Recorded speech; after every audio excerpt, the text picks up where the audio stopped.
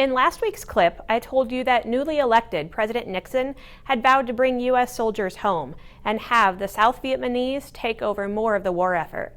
By the summer of 1969, the reduction of forces had begun, and that same year, Americans crowded around TV sets to see the results of the nation's first birthday-based draft lottery. And meanwhile, over in Paris, peace talks were taking place between the United States and North Vietnam. Hi, my name is Tyler Brenner, and I am a sophomore at Ridgeview. In early May of 2019, I got to interview former Shaler resident Dean Christiansen, who now lives in Alta, Iowa. All right, I'm Dean Christiansen, and was drafted in the Army in '69 and re-enlisted about a month later for a third year in the regular Army. When we all were drafted, I guess at that time, there was openings as far as in the Marines, Air Force, Navy. They were not taking guys at that particular time, but the Army would take the rest of us, and so that's where I ended up. After being in the service for probably a week, decided at that time I wanted to be able to pursue a schooling rather than just going into the infantry. And so therefore that required to re-enlist for third year, and thought that that was my best opportunity at that particular time. So that's what I did.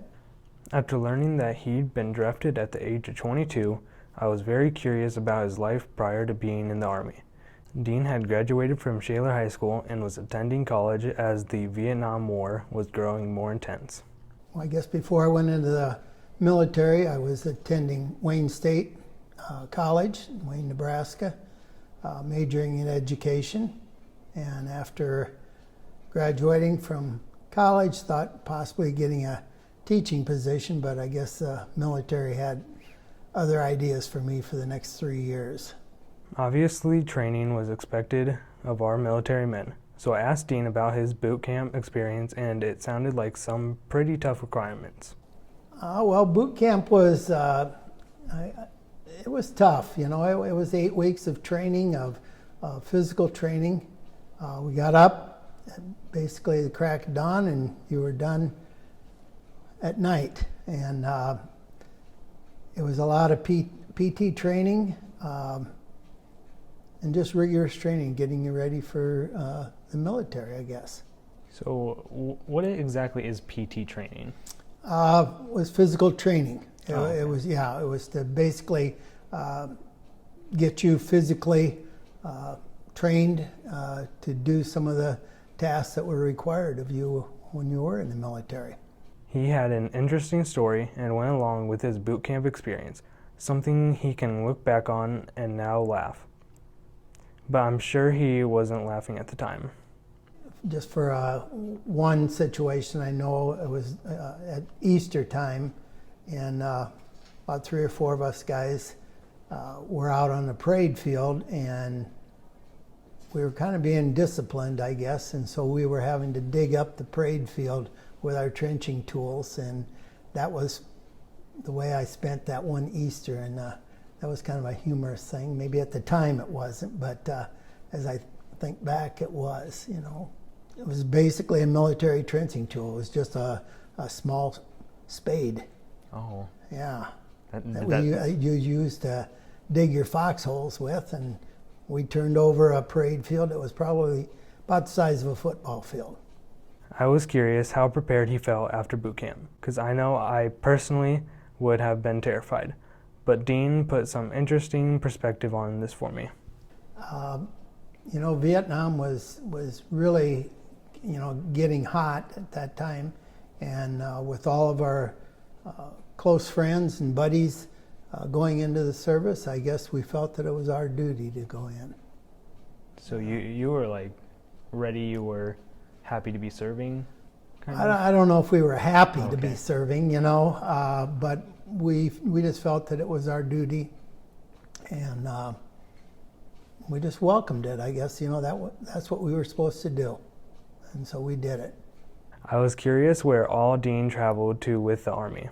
We took our basic training in Fort Lewis, Washington, and being as it was in the springtime, I think it rained every day on us there, and that didn't stop you from going out, on any activities that you had to do. After basic training, I went to Fort Lee, Virginia for my AIT training, and that was, I'd gone to a supply specialist and armor, which is small arms repair class, and that was for 8 weeks. After that, I'd come down on orders for Vietnam, went home for 30 days, and shipped out to Oakland, California, where we were just waiting, for our plane to take us to Vietnam. I had kind of a unique situation because after being in Oakland for probably about a week, we had rumors that possibly some of us would not be going to Vietnam because President Nixon at that time had increased troops in Vietnam by 50,000, and he was supposed to have decreased the troops in Vietnam by 50,000. And so being in Oakland for about a week, we had our jungle fatigues and just waiting, for a plane. And we went out, and the CO came out and said they were going to just stop sending guys to Vietnam for about a week. And I happened to be very fortunate at that time. I said, well, where would we be going? And they would go to various places. Some guys were going to Korea, some guys were going to Germany, and other guys were staying stateside. I asked where I was going to be going, and they said, you're going to be going to Fort Ord.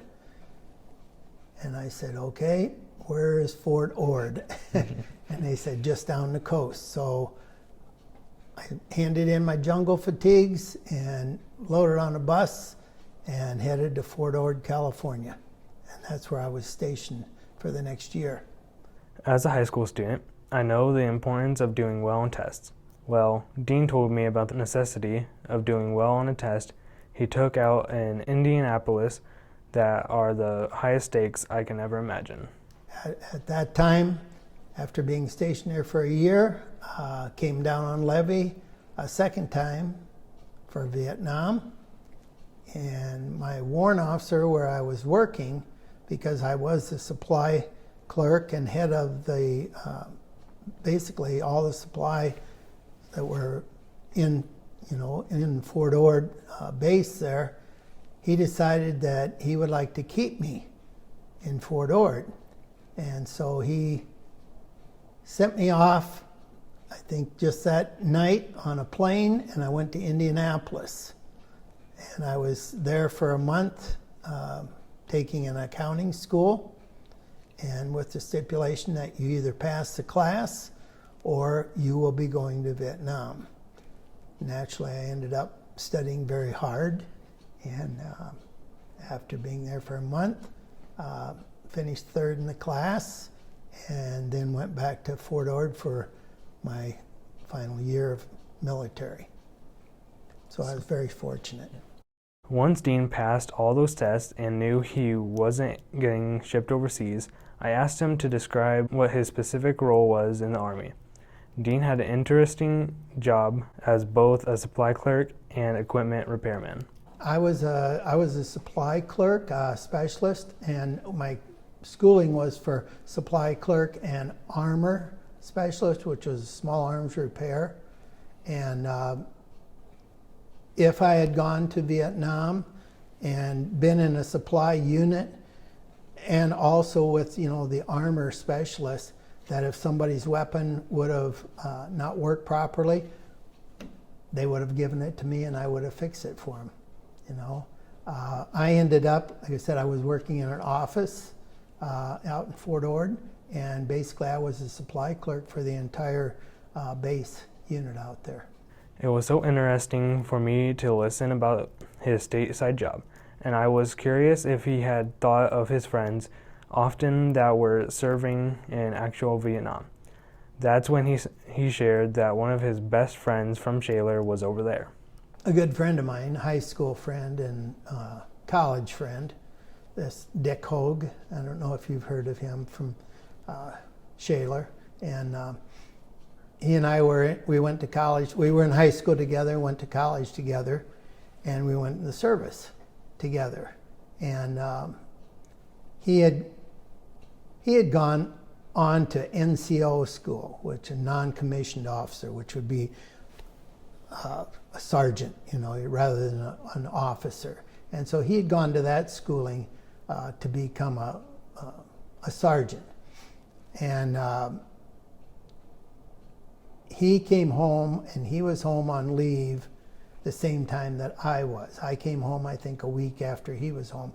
And we decided to, spend our time together, before we were going to Vietnam. And he ended up going to Oakland a week or two before I did. And he ended up going to Vietnam. Had he stayed home and gone when I went, he possibly would have been diverted. And he ended up losing his leg in Vietnam. And he's written a couple books. Throughout the interview, Dean used a lot of Army lingo that I didn't fully understand. So I asked him to explain the rankings. He said he didn't know much about them before basic training, but he caught on pretty quick. I guess just being in the service, I just knew I see some guys with, all the stripes on their arms, and thinking, I wonder how they get those, and what they represent. And they just represent your level. It's kind of like a beginning teacher, that has a BA degree, and then you go on, you get a master's degree and a PhD, and so on. And so that's kind of like, in the military. You start out as a private, and then you just work your way up. And it all comes with time and grade, time you're in the military and schooling and your experience. Yeah. I was a specialist 5th class, which was basically a buck sergeant, and went through the ranks. So, you start out as a private, and then you go to either corporal or a PFC, specialist 4th class, and then I was a specialist 5th class. So, and I guess I went up through those ranks just because of the training that I had and my job description that I was doing. So, yeah. I asked Dean what he thinks people should know about the Vietnam War in general, and this is what he had to say. We just wonder, there were a lot of lives that were lost, a lot of military people that were injured during that particular time, and I think the biggest question is why? Why were we in it? What did we gain from it? Was it worth it? It was a tough time. It was a time that I guess that our leaders felt that we needed to be there, and I guess just showing our loyalty and to our country, we just went along with it, and we went and served. He said military helped him grow up, and it's because of the military's dedication that we have the freedoms that we enjoy today. I think it made you grow up, getting just out of college at that time, not really knowing exactly what I wanted to do. And I think the military gave me an opportunity to grow up. Do you think my generation should need some of that? I definitely think they should. I think that the young people today, to basically show their loyalty to their country, I think it would just give them the opportunity to grow up too. Dean's comment there had me thinking, so I asked him what he thinks we should know about the military as a whole. I think the military is good. They're there to protect us, and allow us to enjoy the liberties and the freedoms, that we do have. There's a lot of people, both men and women, have served, that have given their ultimate sacrifice, for our freedom. And I think the military is good for our country to protect us. Like I said, I've had a lot of friends that, went into the military at the same time. And I think that was the reason, your buddy went in, your classmate went in, and you just felt that was your duty, to go and serve. And if it meant going to Vietnam, you went. You just went. And we served proudly. After interviewing Dean, I have to say I'm so impressed with the loyalty these veterans have for our country. Without their dedication, who knows what America would be like today. I'm thankful for their service, and I thank Dean for coming to meet with me.